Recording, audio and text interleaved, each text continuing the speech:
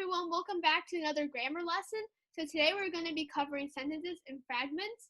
So before we jump into it, let's introduce ourselves. Hi, I'm Eileen and I'm going into 9th grade. I'm Dasang and I'll be going into 11th grade. I'm Grant and I'm going into 9th grade. So today this will actually be our last video for the grammar series. School is starting on September 8th and this was kind of like a summer program just to kind of enrich your brain when like school was out. So yeah, today we actually are going to be discussing participles and gerunds. And let's begin. Let's just start with participles. Every verb has basically two participles. One of them is the present and the other one's the past. I think the examples will help with these, but the present participle is formed when you put an ing at the end of a verb. And then conversely, the past participle is formed if you put an ed, or in some cases, an at the end of the verb. So we have these examples. One is talk. For the present participle, we'll add the ing, makes it talking. And then past, in this case, we actually add ed, which is talked. Now we have a different example, throw, that's like the present tense, and then their participle is their present participle. If you add the ing, is throwing. And then in this case, for the past participle, this is actually where you would add an n, so that makes thrown. Okay, so next we're going to talk about participial phrases. So a participial phrase begins with a participle and can be either in the present or the past. So an example would be originating in South America, the tomato, one of the most popular salad ingredients, grows in many shapes and varieties. So in this case, the participial phrase is originating in South America. And Okay, so continuing on with participial phrases. So to form the past tense, we just have to use the present participle, so that's having, and then add on the past participle of the main verb, so that would be originated. Okay, so using that example, we would have having originated in South America, the tomato, one of the most popular salad ingredients, grows in many shapes and varieties. So, yeah.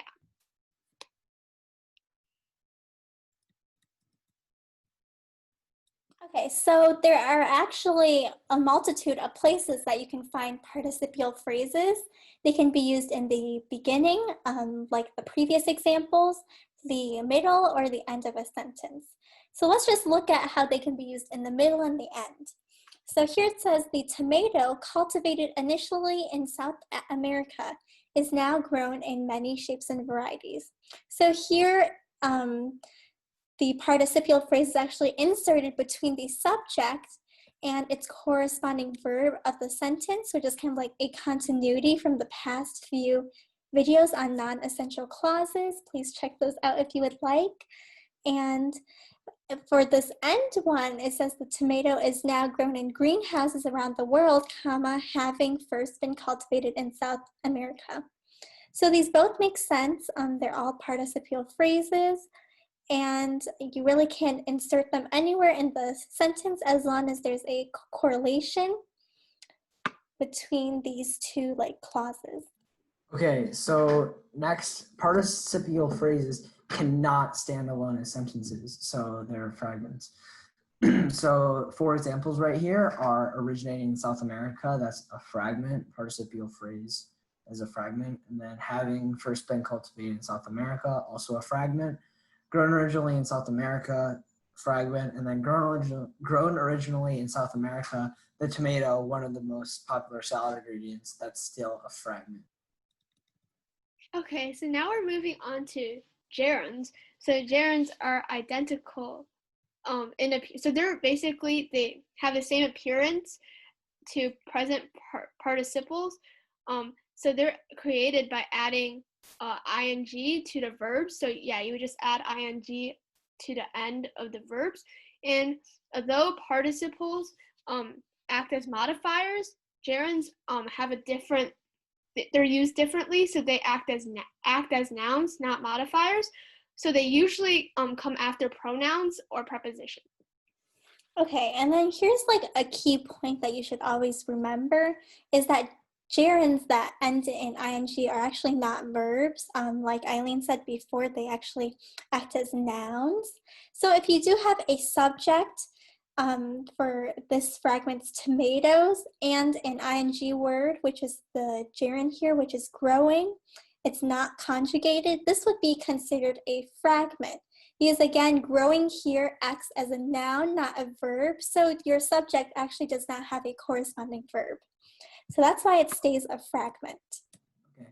So to turn the fragment into a sentence, we have to eliminate the gerund by conjugating the verb. So we can conjugate the verb. So before it was growing, so we can conjugate into grow. So to turn that fragment into a sentence, we just turn the growing into grow, conjugating the verb. So the sentence is, tomatoes grow in many shapes and varieties, and that is a complete sentence.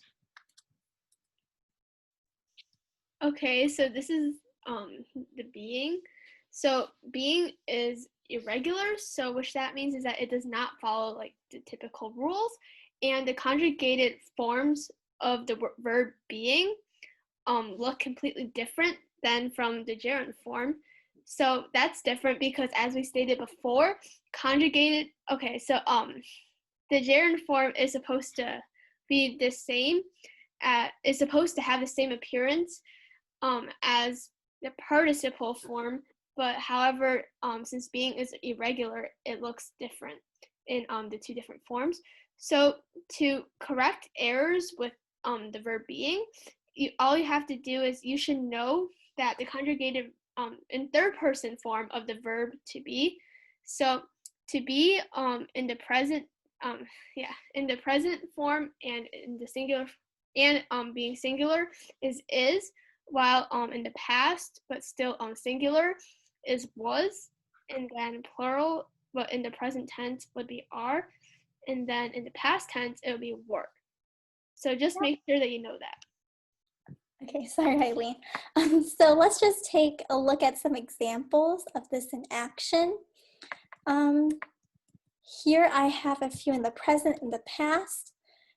This first one's a fragment because I'll just read it here. Today, the tomato being grown in greenhouses around the world. So being here is actually in its gerund form. So in this case, there's no corresponding verb that can match with tomatoes, the subject. So that would be a fragment. On the other hand, we have a sentence here that says, today the tomato is grown in greenhouses around the world. So now your like to be is conjugated into is, which is the verb that corresponds with tomato. So that makes it a sentence. I'm now looking in the past. Originally, tomatoes being cultivated only in South America. In this case, beans in the gerund form, like I said before. It's actually also plural with the tomatoes being stays the same, so that would also be considered a fragment. Then for the sentence, originally tomatoes were cultivated only in South America. This is a sentence because your being is conjugated into were now, because we are in the past tense, and in this case, tomatoes is actually plural. So that would be considered a sentence because now we have a verb, the word that corresponds to tomatoes. Yep, and I think that concludes our discussion on gerunds and participles. This will be our last video of the summer regarding grammar. We really enjoyed making these videos and hope that you enjoyed watching them as well and learned something. Again, this was kind of a learning process for us, and we really appreciate all of your support. But without further ado, we hope you enjoyed the videos. Please make sure to like, subscribe, and ring that notification bell for when we upload videos on other topics, perhaps educational topics as well. And yeah, so thanks for watching, guys. And yeah, we hope to see you next time. Bye. Bye.